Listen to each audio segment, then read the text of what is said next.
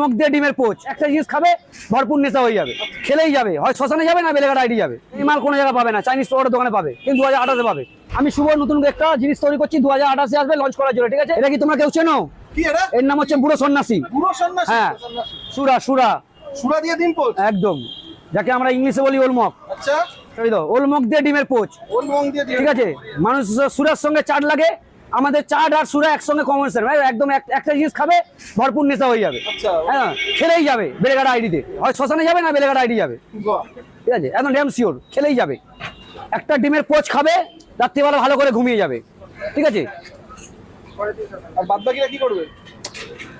একটা ডিমের পোচ খাবে, রাত্রিবেলা ঘুমিয়ে পড়ে পরের দিন সকালবেলা শ্মশানে চলে যাবে। না কোনটা? এটা বাকিটা এখন তোমাদের ডেমো দিচ্ছি, ওটা দিয়ে আবার অন্য কেউ তাদেরকে দিতে হবে, এক এক করে লঞ্চ করতে হবে না।